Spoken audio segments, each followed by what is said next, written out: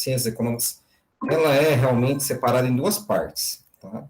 A microeconomia, que é uma disciplina do segundo ano.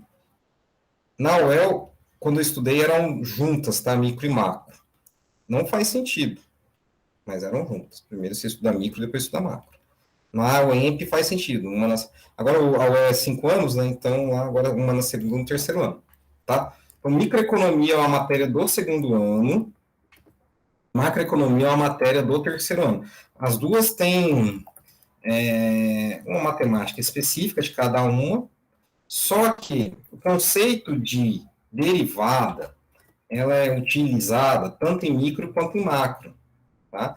A micro é o estudo, né, estudo do comportamento individual. O individual pode ser as pessoas, né, os indivíduos, as pessoas, né, as firmas, como os indivíduos, as pessoas, as firmas. Vamos pegar só as pessoas. E os mercados, né? E os mercados. Vamos pegar os mercados também. Ok? E a macroeconomia é agregado. Por isso que é macro. E aqui é micro. Entendeu? Os agregados. Tá? O agregado nas nações.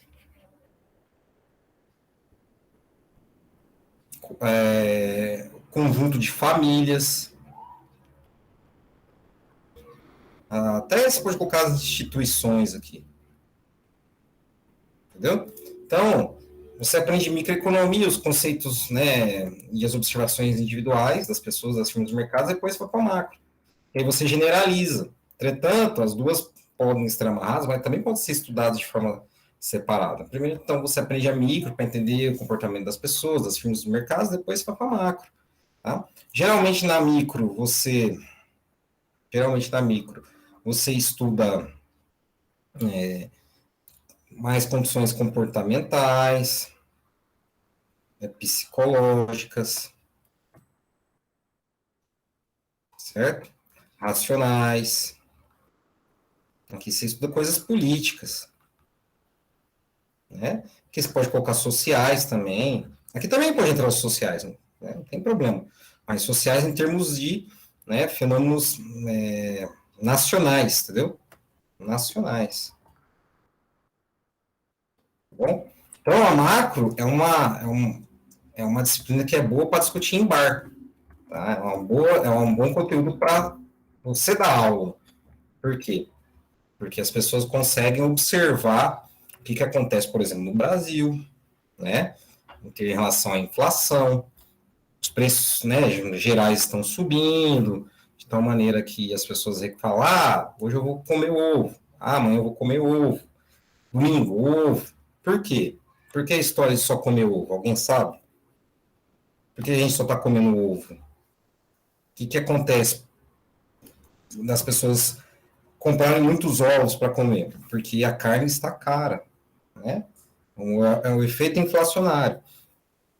E vem através da observação macroeconômica, entendeu? Conceito de produto interno bruto, é um conceito macroeconômico, tá? O professor Paulo Brand já deve ter discutido isso com vocês no começo do curso. Ele já falou essa síntese para vocês?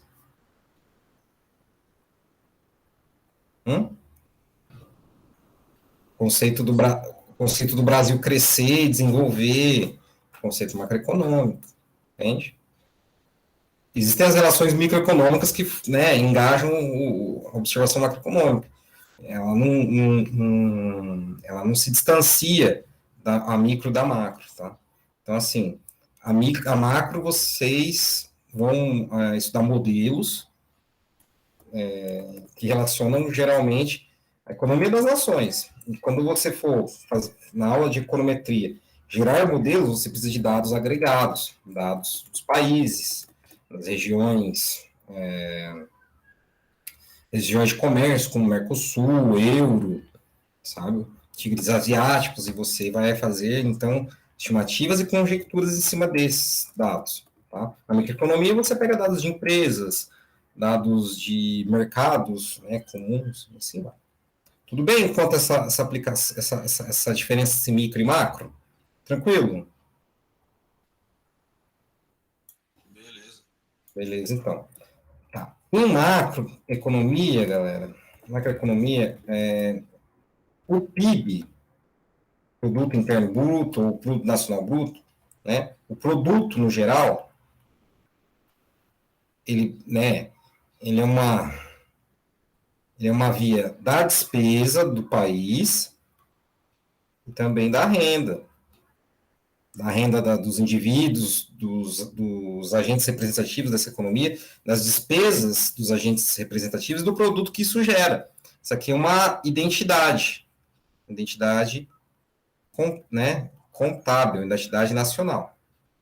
Quando falamos de renda, nós falamos de renda nacional, ou yields, certo? Quando nós olhamos para o todo, quando nós olhamos para o todo, para a macroeconomia como um todo, nós observamos que, vamos supor que o Brasil tenha um indivíduo representativo ou uma família representativa que ela tem uma certa renda, ela tem uma certa renda, certo? Ela tem uma certa renda. E essa renda do Brasil, por exemplo, e o GY, tá, galera? Essa renda é o fator, né, das famílias, o agente representativo é uma família, né? O fator que mais influencia, tá? O fator que mais influencia, o fator que depende mais da renda é o consumo. É o consumo. O que é o consumo? Alguém sabe o que é o consumo em economia?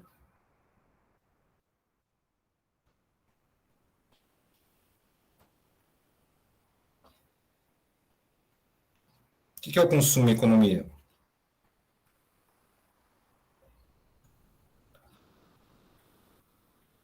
Alguém sabe o que é consumo? O que é consumir algo? É o gasto. Não é o gasto, é aquilo que você. O gasto é o ato final, né? Consumo é aquilo que você adquire, né? Que você adquire através de uma transação. Então, por exemplo, comprar um carro é o consumo. Tá? Consumo de outra forma, ele não gera riqueza. Tá? Não gera riqueza. Você, quando, né, despendia um valor, você não tem um juros a ele atrelado, tá? Você não tem juros a ele atrelado. Você compra algo e você não tem um retorno, por exemplo. Isso é o consumo. Então, o carro não é consumo. Já viram falar que o carro não é investimento? Comprar um carro não é investimento. Por quê?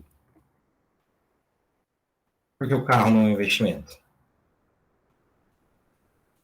Alguém sabe por que o carro não é investimento? Porque não dá retorno? Porque ele deprecia, né? Ele não gera juros, perde valor. Isso mesmo. Ele perde valor. Aí comprar uma casa é investimento? Perder valor está essencialmente ligado a não ser investimento, tá? Investimento é aquilo que gera valor. Perfeito, Matheus. Há um investimento, mas um imóvel geralmente é investimento. Geralmente. Por quê? Porque está associado a gerar valor. Então, quando alguém falar que carro é investimento, você fala que não é. Você tem que falar isso. Como economista, tem que falar. Ah, eu fiz investimento comprando um carro. Tá, sei, tô sabendo. Você tem que falar assim, tô sabendo. Carro não é investimento. Tudo que você compra, por exemplo, para bem próprio, que no futuro não gera um valor maior, descontado a inflação do que ele foi quando você comprou, não é investimento. Ah, carro, beleza, comprei uma Ferrari valendo 800 mil hoje e daqui a 10 anos ele vai 8 milhões. Mas ainda não é investimento, é um consumo. Porque na expectativa você pegar todos os carros, na média ele não gera valor. Entendeu? Então, assim, você considera o Ferrari como um carro que não gera valor, entendeu? Geralmente, você pega um carro nacional, ele, né, deprecia no tempo, entendeu? Então, é consumo. Tá? Comprar cerveja é consumo, comprar tênis é consumo. Que mais? Comprar títulos é consumo?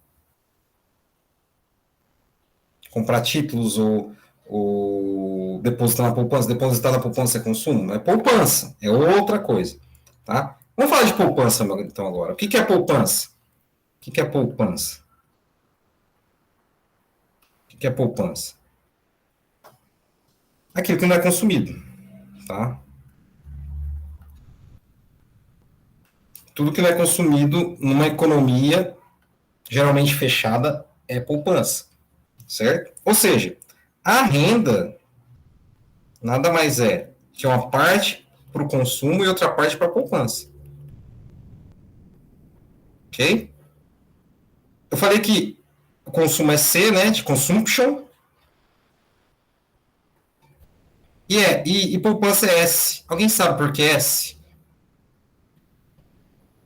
Save. Saving, muito bem. Tá? Então, isso aqui é uma identidade. Tá?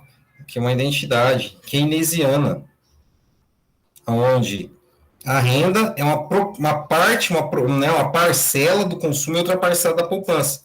Em termos macroeconômicos, isso é relevante. Tá? Uma economia que poupa bastante, ela é rica?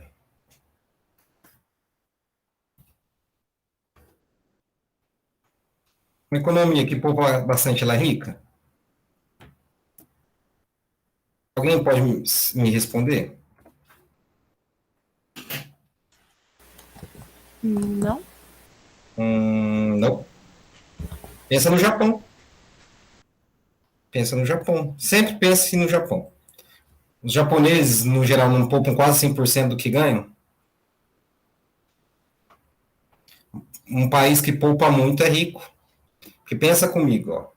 Pensa comigo. Um país pobre. Um país pobre. Vamos pensar que só tem um indivíduo nesse país, pobre. Tem que ter mais que um indivíduo, né? Vamos supor que seja representativo. Quando eu falo que é representativo, galera, nós estamos somando todos os indivíduos daquele país, transformando em um só, tá? Isso que quer dizer representativo, tá, galera? Você pega todos os indivíduos daquele país e transforma num cara só, tá? Pega a média, pega um parâmetro que seja observado. Pega, então, esse indivíduo representativo, pobre. Se a renda dele for bem baixa, ele vai ter o que poupar? Ele vai ter o que poupar? Suponha você que você tá aí, veio para o EMP, lá, vou pegar o Daniel lá. O Daniel não tem dinheiro nenhum, o pai e a mãe não tá ajudando, vai de Piracicaba a Cornélio e ele foi com um pé na frente e outro atrás. Certo? Ele ganhou uma bolsa de R$ 400. Dá para guardar dinheiro? Não dá para guardar dinheiro. Ele vai consumir alimentação, vai consumir em moradia, entendeu? Principalmente moradia e alimentação, entende? Então, geralmente, um país que é pobre, a poupança é bem baixa. Agora, um país que é rico, a poupança é bem alta, tá? Então, isso aí é uma dica que eu dou para vocês lá em macro. Guardem isso. Países ricos têm poupançuda, tá? Principalmente, olha para a Suíça, olha para Japão, olha para a Alemanha. O que eles têm de sobra para trocar com os outros países? Alguém sabe o que é divisa? O que é divisa? O que eles têm faltando é dívida, mas o que eles têm sobrando é divisa. São países que emprestam para os países mais pobres, porque eles têm uma poupança avantajada. Entenderam? Entenderam a ideia? Sim. Então é isso, ó. Então a renda nada mais foi, nada mais será que a soma do consumo e a poupança. Quando você deriva em relação ao Y, tá certo? Lembrando que dy é derivada do y em relação a y. E por conveniência ou por convenção isso aqui é igual a 1. Tá? acontece o seguinte, você tem uma parcela ou propensão marginal a consumir, e que você tem uma propensão marginal a poupar. Beleza? Então, você tem duas parcelas, uma a consumir e uma outra a poupar. Então, presta atenção comigo. Um país ou um conjunto de famílias que tem esse camarada muito grande, próximo do 1, ele vai ter esse camarada muito pequeno, próximo do 0. Você pode ter certeza que se ele tem, um valor próximo do 1, por exemplo, 0,95, 0,90, 0,85, esse cara é pobre. Agora, se ele tem um estoque médio aqui, 40, 45, é um país que não é tão pobre, mas também não é tão rico. Agora, se você tem um consumo pequeno aqui, a propensão marginal a consumir pequeno, é um país rico. Porque tem esse camarada aqui, o seu complementar é alto, entendeu? Esse mais esse é igual a 1, tá, galera? Esse mais esse é igual a 1. Então, por exemplo, um país que tem 0,4 aqui, a consumir, ele tem 0,6 a poupar. É um país ali que ele não é um país tão pobre, mas também não é tão rico. Vou pegar aqui na internet qual é a propensão marginal a consumir do Brasil, ou a poupar. Para vocês entenderem qual a dimensão.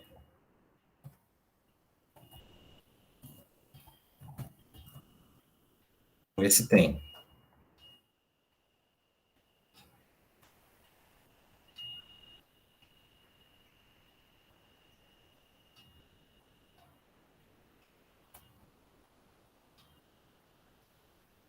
Ó, a propensão marginal a consumir do Brasil, a média é 90%, né?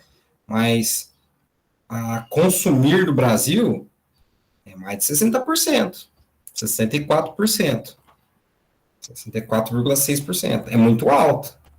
Consumo muito alto, poupança muito baixa. O que acontece nesse caso? O Brasil é um país muito desigual, certo? Existem poucas pessoas que poupam muito e muitas pessoas que poupam pouco. Por exemplo, na minha família, a minha mãe e meu irmão não guardam dinheiro no banco. Por quê? Porque ganham muito mal.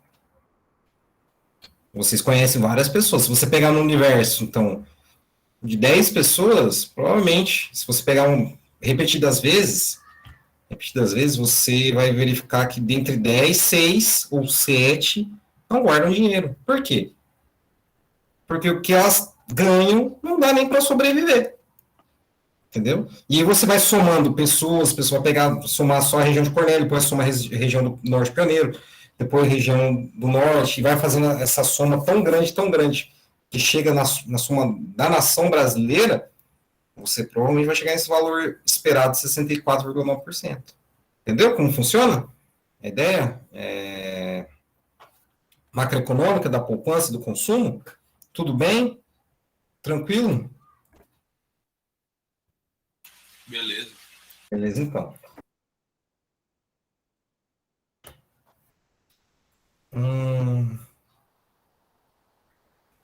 Então, de outra forma, se o consumo mais a poupança é igual a renda, desculpa, tá?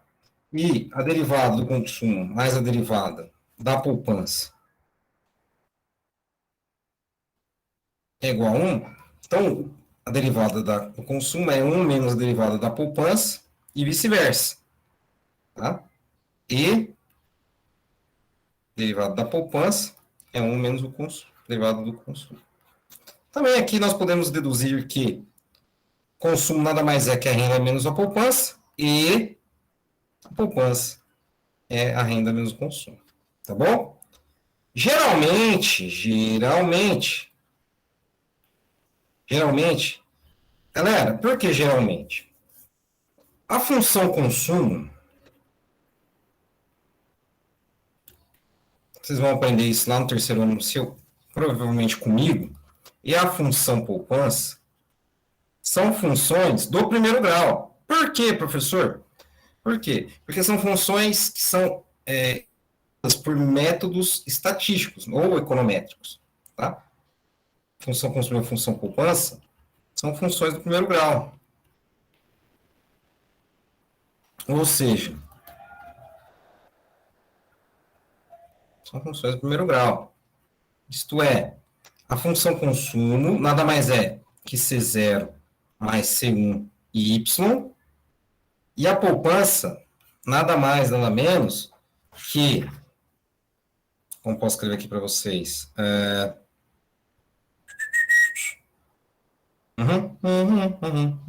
Deixa eu pensar aqui como posso escrever para vocês.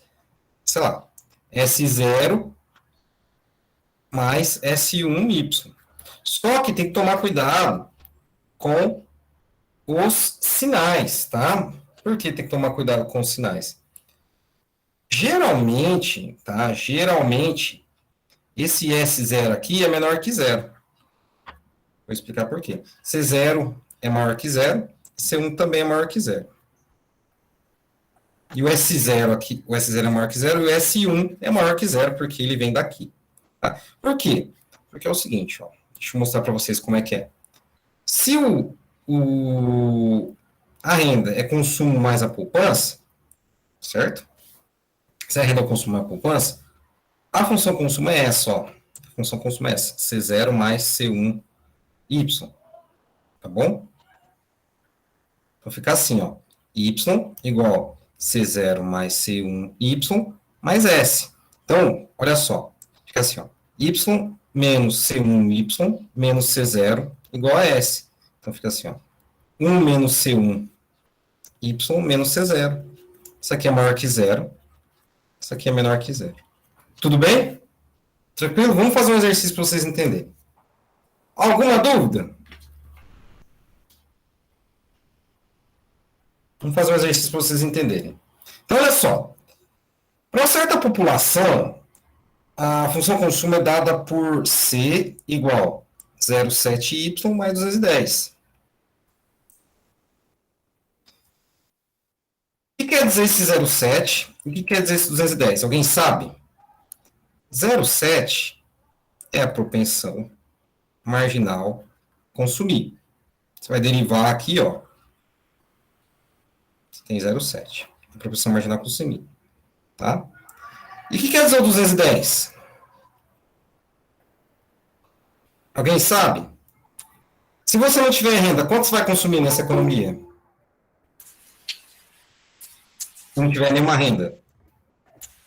Se a renda for zero, quanto você vai consumir? Nada. Nada. Não, 210. Coloca aqui, ó, dá 0 vezes 7, dá 0, aqui, né? 0 vezes 0,7 dá 0, 210. Esse é chamado de consumo autônomo. Aquele que não depende da renda. Consumo autônomo é aquele que se você não ganhar nada, você tem que consumir. Comida, né? Comida, água, entendeu? Geralmente é o consumo autônomo. Tá bom? Ó, pela regrinha de ouro, ó. Pela regrinha de ouro, quanto vale o DS? Se aqui vale 0,7. Quanto é 0? Ó, para chegar no 1, tem que somar quanto no 0,7 aqui? 0,3. 0,3. Tá bom? Então, isso aqui é a propensão marginal a poupar. Porque assim, ó, porque não entendeu ainda, é assim, ó. Para quem não entendeu, presta atenção nisso aqui, ó. A parcela que você consome, o percentual, fração do que você consome, mais a fração do que você poupa, é o total, 100%. Então você tem lá, ó. Supõe o bolo. Você comeu 70% do bolo. Comeu tudo isso aqui. Quanto sobra para você aqui que você vai poupar para comer outra vez? 30. Essa é a ideia. Tudo bem? Entendeu a ideia? Então, o que você comeu ou o que você vai... Assim, suponha que você planejou em comer o bolo. Então, o que você vai consumir? A propensão é você... Poxa, eu vou planejar em comer 70% do bolo, porque eu estou com fome, que eu sou doente por bolo, sou uma formiga, eu vou comer 70%. E você vai poupar 30%. Essa é a sacada. Entenderam? Tudo bem? Mas e na função ali do consumo, o 210 não representa vamos falar, a poupança, né? Então, não representa poupança. Calma aí que eu vou chegar lá. Não representa poupança nesse caso. Nesse caso. Por quê? Presta atenção. Boa pergunta, Daniel. Boa pergunta. Para eu achar a função, vou copiar em vermelho aqui, ó. Para achar a função poupança, para achar a função poupança, eu tenho que fazer o seguinte, ó. Y é igual C mais S, ou seja, o S é Y menos C, não é? Coloca a função consumo aqui, ó. Fica assim, ó. S, Y menos 0,7, Y menos 200, mais, né? Mais 210. Certo? Então, aqui vai dar 0,3, tá? Ó. 1 menos 0,7 é 0,3. Isso aí depois vocês fazem. E aqui dá menos 210. Esse menos 210 é o mesmo 210 aqui. Por que menos? Ou menos? Porque esse 210 não dá para você poupar, porque você vai consumir de qualquer forma. Entendeu? Para comida, para água, entende? Esse é aquele incremento que não dá para poupar. Entende? Só o 0,3 da renda ali, depois dos 210. Vamos ver no gráfico. Tá, isso aí. Acontece o seguinte, ó. Acontece o seguinte. Sempre tenha como base uma coisa. Sempre tenha como base uma coisa. O plano cartesiano dessas funções consumo e poupança tem no eixo horizontal uma variável dependente. A função consumo é essa, né? A função consumo é 0,7 mais 0,7 não, 210 mais 0,7y. Então, minha variável dependente vai ser o consumo, que depende da renda, e também a poupança, que depende da renda. Poupança é menos 210 mais 0,3y. Tá bom? Então, pensa só comigo. Eu até vou esticar um pouquinho aqui, aqui embaixo, para vocês entenderem uma coisa. Primeira coisa que você tem que entender para construir essa função aqui, você tem que entender o seguinte. Como posso explicar para vocês? Pensa numa reta cuja inclinação é de 45 graus, para ter como base a ideia de que como seria a renda toda disponível para o consumo, tá? Isso chama minha reta, aqui em macro, até gaguejei, em macro, isso aqui é chamar de reta base. Por quê? Porque essa reta base indica os níveis em que o consumo é igual à renda. Ou seja, quando a renda é toda dirigida para o consumo. Por exemplo, se você pega R$100 da renda, R$100 para o consumo. Por que isso, professor? Porque você vai fazer uma comparação com a sua função consumo que você tem. Tá? Essa aqui é uma reta que sempre você constrói de forma de comparação. Então, C igual a Y. Por que isso? Porque vai ficar claro quando desenhar as outras funções. Ó, C igual a Y. Tá bom? É uma reta de comparação, uma reta de identidade, para que você tenha a total dimensão do que está acontecendo com a sua função que você encontrou. Ok? Então, vamos desenhar essa aqui. Ó. Ela sai no 210, vamos supor que o 210 sai aqui. Por quê? É o consumo autônomo, então ela desloca R$210, $210, depende da economia.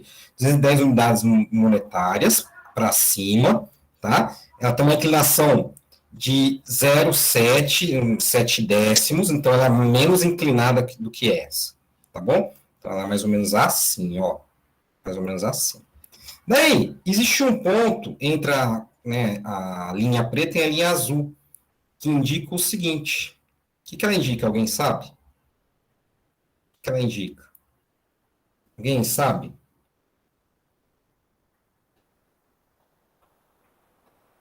Alguém sabe o que acontece aqui?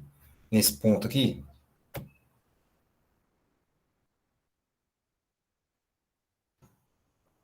Alguém tem uma ideia para me ajudar? Eu me perdi. O que acontece nesse ponto aqui? É o ponto de equilíbrio, sim, mas em termos macroeconômicos. Ela não é, por exemplo, é assim, essa aqui é como se fosse o consumo dispensado total à renda. E aqui em azul é sua função consumo que proporciona uma parte da renda somente. Tá? O que isso quer dizer? Vamos pensar no ponto de equilíbrio sim, tá? O que quer dizer essa intersecção? Eu vou explicar em palavras para vocês, tá? Em palavras. Opa. E 700 aqui, ó, é o seguinte. Nesse ponto aqui é aonde, tá? O nível de renda da economia igual a quem? Igual a quem? O nível de consumo. Ela é igual ao consumo. É igual ao consumo. Então, acima desse ponto aqui, né? Acima desse ponto aqui, o que vai acontecer nesse camaradinho aqui? Poupar dinheiro? Poupança, muito bem. E aqui? Despoupança. Certo? Por quê? Ó, presta atenção no S aqui, vou pintar de vermelho. O que acontece no S? Saindo no 210 aqui, negativo. Ele vai até 700. Né? Vai até 700 aqui, porque a inclinação é 0,3, tá? A inclinação é 0,3. Então, até esse ponto aqui, ó, é negativo em poupança. Certo? Negativo. Tem 700 unidades de renda aqui. Depois disso, a poupança começa a ser positiva. Ó. Entenderam? Então, o excedente de renda aqui, após 700, o excedente de renda da proporção 0,7, que vai sobrar 0,3, é poupada. Antes disso, não tem como poupar. Entenderam? Entenderam a ideia? Sim. Você precisa dessa reta aqui, identidade, tá? Sempre vai ser C igual a Y, para você entender que todos os pontos aqui, todo o consumo, toda a renda é consumida, tá? Toda a renda é consumida. E aí você vai comparar com a sua reta consumo, né, com a sua função consumo, com os parâmetros aqui, né, 0,7, 210 e a poupança menos 210, 0,3, para que você possa entender né, os espaços, os intervalos de despoupança e poupança. Então, a partir de uma renda de 700 unidades monetárias, acima de 700 unidades, vamos supor que seja a média da população. Se a população ganhar mais do que 700, daí dá para ele começar a poupar. Antes disso, não tem como. Antes disso, ele vai ter sempre poupança negativa. Ó. Então, aqui, ó, a ideia dos pobres, dos ricos, do crescimento econômico, do desenvolvimento econômico dos países, entende? Tudo bem? Antes de 700, eles estão gastando aqueles recursos que eles tinham poupado em um outro período, não sei se ele tinha, se o país está emprestando, se o país está se endividando. Aí depende muito da análise macroeconômica, entende? Mas é assim que funciona. Correto? Ok. Mas João, pode partir da ideia do ponto de equilíbrio, mas o ponto de equilíbrio, nesse caso, você tem que entender a ideia de consumo igual renda, sempre. Você tem que ter essa reflexão dessa reta, que é uma reta que reflete o consumo e a renda igual em todos os pontos, que é uma reta de identidade e tal, tudo. Você possa ter essa análise de poupança e despoupança da nação, ok? Galera, tudo bem quanto à função consumo nacional, a função poupança nacional? A ideia está clara?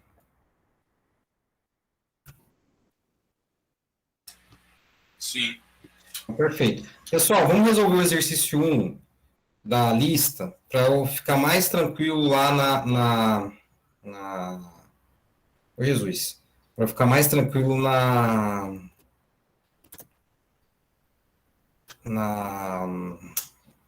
quinta-feira, nós resolvemos essas duas questões com mais tranquilidade, porque essa questão 1, ela é bem tranquila. Mas é só entender a estrutura de mercado que esse setor está atuando que vocês conseguem entender o que é o custo marginal, o que é a receita marginal dessa firma aí, ok? Então, olha só, questão 1, ela é bem simples, é uma questão fácil de se entender, tá? Pensa no seguinte, é um agricultor que vende repolho. Quantos agricultores vocês conhecem que vendem repolho? São poucos ou são muitos? Nenhum. Ah, gente, eu entendi, mas, assim, São poucos. não, são muitos. Então, não sei. São muitos, bastante. Ó, compara o agricultor com o mercado da água, por exemplo. O mercado da água é monopólio. É um por município, por estado, entende? Agora, repolho tem agricultura familiar em qualquer canto, entende? Um repolho, a agricultura geralmente é uma concorrência perfeita, onde o preço é o preço de mercado, tá? Existem vários produtores que fabricam um único bem, que ele não tem diferenciação, tá? Que é o repolho. Às vezes a pessoa faz repolho roxo e tal, mas então, vamos supor que seja apenas um repolho convencional, aquele branquinho, tá? Então, o agricultor que faz repolho, não, que planta e vende e colhe repolho, tem muito no Brasil. Então, ele participa de uma estudo de mercado que chama concorrência perfeita, onde os preços são dados, onde não há lucros exorbitantes, certo? E aonde a receita nada mais é que o preço vezes a quantidade. Então, a receita desse indivíduo, a questão 1, questão A, né? Questão A, ela não tem o preço, é dado. Questão 1, o preço é dado. Então, como o agricultor está baseado na concorrência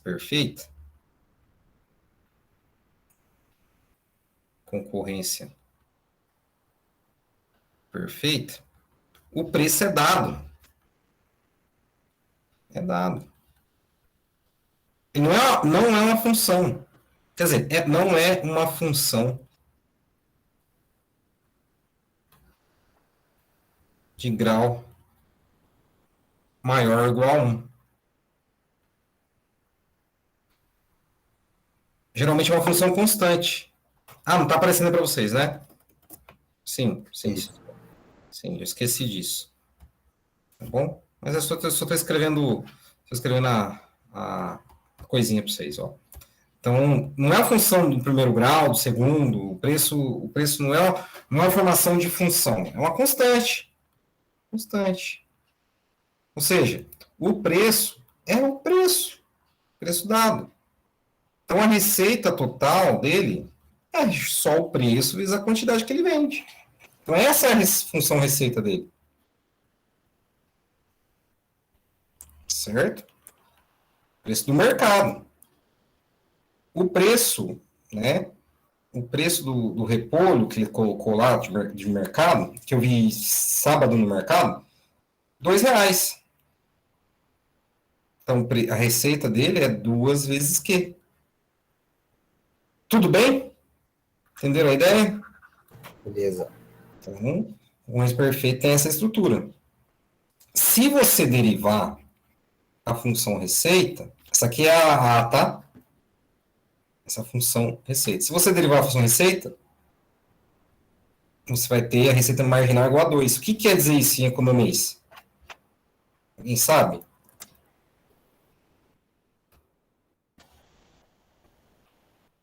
Essa função receita.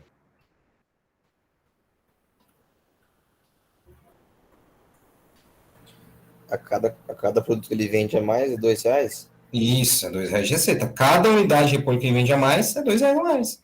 Essa aqui é a função receita marginal. Então, para vocês nunca esquecerem, tá? Pra vocês nunca esquecerem. A receita marginal é sempre igual ao preço. Tá? Função receita marginal. Ok? Então, a cada unidade a mais que ele vende, é R$ 2 a mais que entra na empresa dele. É R$ 2 dele, ou isso aqui é o lucro, ou o que é esse R$ 2? É só a receita, mas isso aqui é o lucro do agricultor? Quem sabe se isso aqui é o lucro? Receita é igual a lucro? Não. Não. Receita é a diferença do lucro e o custo, né? Então tem que prestar atenção nisso, tá bom? Aí, na C, pergunta, qual é o intervalo de crescimento da função? Ou decrescimento? Alguém pode me responder sem embasar muito em derivada? Como é que é? Qual é o intervalo de crescimento ou decrescimento da função? Do zero a mais infinito? Uhum. Se você definir, né? Se você definir um intervalo, é que assim, o preço é sempre positivo, né?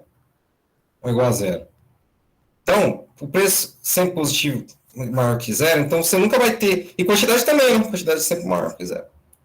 Então você tem lá a função, ela sai do zero aqui, né? Então a angulação é 2, aqui é P igual a 2Q, certo? Começa no zero até o infinito. Então o intervalo, né, o intervalo que ele atua aqui, entre zero até mais infinito. Só que ele é sempre crescente. Por quê? Porque a receita é 2Q, a derivada é 2, certo? E a segunda derivada é igual a zero. Então, para todo intervalo que ele atua, ele aqui, né, R' de Q, é maior que zero. Isso quer dizer que ela é crescente no intervalo que ele atua. Como você definiu que o preço... Você, geralmente, né, o preço e a quantidade é positivo, então ele é crescente entre zero até mais infinito. Agora, a segunda derivada sendo igual a zero, né, ela tem infinitos pontos críticos? Pode interpretar assim. Só que você não pode, né, não admite máximo nem mínimo. Tudo bem? Não admite máximo nem mínimo. Beleza? Beleza. O que mais? Questão ponto máximo. Então não tem ponto máximo, tá? Não tem ponto máximo. Nem mínimo. Porque ela é sempre crescente. O que mais? D. D de dado. Vou trocar a cor das canetas que eu escrevi em vermelho ali, nem notei que tinha que trocar. D de dado. Os custos do agricultor é de 50 centavos por unidade. Então, esse é o custo, né? Custo variável unitário, 50 centavos. De real, de dólar, não sei. E o custo fixo inicial, 1.000. Então, o custo total é o custo variável, aqui por unidade, né? 0,5 vezes Q mais 1.000. Certo? Então, a cada... Esse 1.000 aqui, você vai... quando derivar essa função, aqui é o D, tá? É o D de dado. D de dado. Isso. Quando você derivar essa função, você vai ter o custo marginal, que é o seguinte: quanto você vai ter de custo quando implementar mais uma unidade do produto, tá? Quando você plantar, quando você formalizar o produto à venda, tá? Se você derivar, só sobra 0,5, que é 0,50. Então, o custo para plantar mais um repolho é quanto? Para ter mais um repolho é quanto? 50 centavos. Certo? Aí eu pergunto, qual é o lucro desse camarada? Qual é o lucro? Em 50 por unidade? Uns 50 por unidade, muito bem. É por unidade. Para você saber o lucro, né, total, você tem que saber quantas unidades você vendeu, não é verdade? Agora, se você ratear ele por unidade, é 1,50 por unidade, perfeito, que é o lucro marginal, tá? Então, assim, lucro é diferente de lucro marginal. Essa análise perfeita. Lucro marginal por unidade a mais, lucro é no total ou no ponto a ser analisado. Primeira coisa que você tem que entender, então, é uma função lucro. Lucro marginal é a derivada dessa função, entendeu? Então, lucro você analisa no total ou no ponto a ser analisado, né, em relação à quantidade vendida. Lucro marginal vai ser, então, poxa, se eu, né, vender mais uma unidade, quanto eu vou ter de lucro? Tá? Olha só. O lucro, galera, que é a função da quantidade, nada mais é que a diferença da receita e o custo. Nós já temos aqui a função receita que é 2Q. O custo, 0,5Q, mais 1.000. Beleza? Então, olha só, fica meio de Q mais 1.000. Menos, né? Menos 1.000. Menos 1.000. Então, para você observar quando ele vai ter lucro positivo, basta igualar. Basta igualar, não, né? Basta derivar. Pera aí, eu estou falando besteira. Para você encontrar o lucro positivo, basta encontrar onde isso aqui vai ser zero, né? Vai ser zero. Que é 1.000 dividido por 1,5. Eu não sei quanto é, não. 1.000 dividido por 1,5. Bom, 1.000 dividido por 2 é 500. 1.000 dividido por 1 é 1.000. Então é 750, né? É isso. O cara tem que vender 750 repolho para ter lucro positivo. Só que, se você deriva essa função, você tem 1,5. O que quer dizer esse 1,5? A cada uma unidade a mais que eu vender de repolho, eu tenho R$1,50 ou $1, não sei quantas unidades, não sei qual unidade monetária, mas eu tenho R$1,50 a mais. Então, presta atenção nisso aqui, ó. Presta atenção nisso aqui. Presta atenção nisso aqui, presta atenção nisso aqui. O que acontece na faixa antes de 750? Antes de 750 ele tem lucro negativo, mas sempre quando ele vai empurrando, né, empurrando a quantidade de repolho para cima, ele vai diminuindo o lucro, vai diminuir o prejuízo. Vai diminuir o prejuízo até o momento que chega ali no 750 repolhos vendidos, que ele paga. Então, a cada repolho que ele vende é 1,50 a mais. Entendeu? 1,50 a mais. Até chegar no 750 que as receitas são iguais aos custos. Depois disso, é alegria. Depois disso, ele vai ter lucro de 1,50 a cada repolho vendido. Entendeu? Entendeu a ideia? Antes, 666, como eu estou ruim de matemática, fiz uma continha besta. 1.000, é verdade. 666. Então, ó, desculpa aí, galera, é 666 aqui, ó. 67, né? Porque o cara não vai vender 666 repolhos e 7 partes dele. 667. Ah, tá. Entendi. 667. Sim, Miguel. Ô, Daniel, desculpa. Se eu igualar a função custo com a função receita, eu vou encontrar o que chega. Lembra que eu fiz isso, eu acho que em algum exercício seu ou do Paulo, não lembro. Quando você iguala a receita ao custo, você tem lucro igual a zero. Entendeu? Você paga, quando você iguala a receita ao custo, você tem lucro igual a zero. Você paga os custos a partir da sua receita. Por isso você igualou as duas a zero, entendi. Isso. Beleza. Tá? É isso que se acontece. Vocês vão ver depois que a condição da firma para se manter no mercado é quando as receitas marginais igual aos custos marginais, mas vou deixar isso para a Érica aprofundar isso com vocês. Tá? Por enquanto é só análise de lucro, custo e receita. Tá? Aí a análise da firma mesmo em termos de entrada, saída, eu deixo lá para a Érica, senão se eu contar tudo, daí não tem graça. Tá? Se eu contar tudo a história de microeconomia, não tem graça, daí ano que vem vocês não precisam estudar. Então deixa para a Érica aprofundar com vocês isso aí. Mas a ideia é você entender o que é o custo marginal, o que é o lucro marginal, o que é a receita marginal. Por exemplo, aqui, né, o lucro marginal, aqui, você olha à esquerda e olha à direita, a partir desse ponto aqui, né?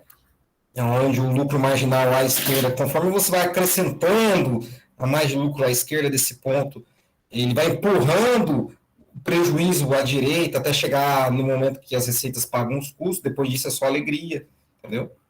E aí a sua análise fica mais rica, tá bom? Mas isso aí é facinho de entender. Alguma dúvida?